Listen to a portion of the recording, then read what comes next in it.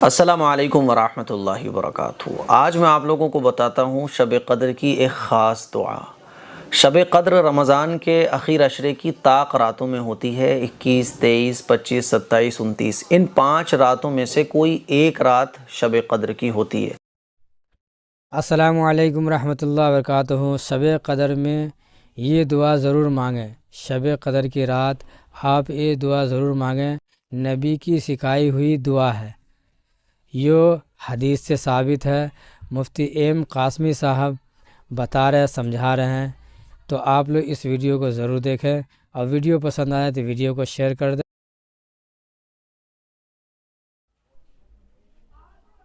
السلام علیکم ورحمۃ اللہ وبرکاتہ۔ آج میں آپ لوگوں کو بتاتا ہوں شب قدر کی ایک خاص دعا۔ شب قدر رمضان کے اخیر عشرے کی طاق راتوں میں ہوتی ہے، 21، 23، 25، 27، 29۔ ان 5 راتوں میں سے کوئی ایک رات شب قدر کی ہوتی ہے، اسی لیے ہمیں اور آپ کو ان 5 راتوں میں خاص طور پر عبادت کرنا چاہیے۔ ایک رات تو گزر گئی، ایک رات آج ہے، یعنی اتوار والے دن۔ آج ہمیں جاگ کر عبادت کرنا ہے، اور شب قدر کی ایک خاص دعا ہے، اس کو ہمیں خوب مانگنا ہے، جس کو عام طور پر رمضان کے اخیر عشرے کی دعا کے نام سے بھی جانا جاتا ہے۔ شب قدر کی خاص دعا ہے یہ۔ حضرت عائشہ صدیقہ رضی اللہ تعالی عنہ فرماتی ہیں کہ میں نے آپ صلی اللہ علیہ وسلم سے عرض کیا کہ یا رسول اللہ، اگر مجھے شب قدر کا پتہ چل جائے تو میں کیا دعا مانگوں؟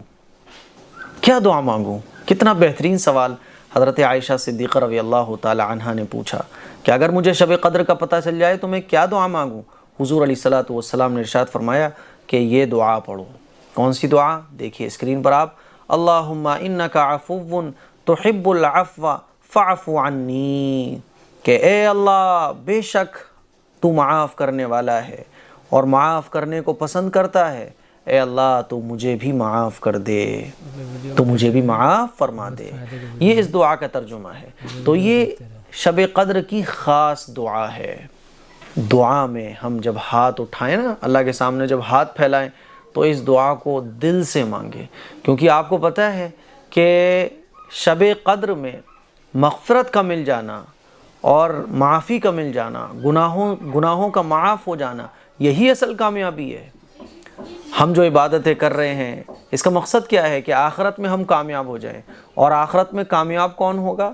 جس کے گناہ معاف ہو جائیں گے، جس کی نیکیاں قبول ہو جائیں گی۔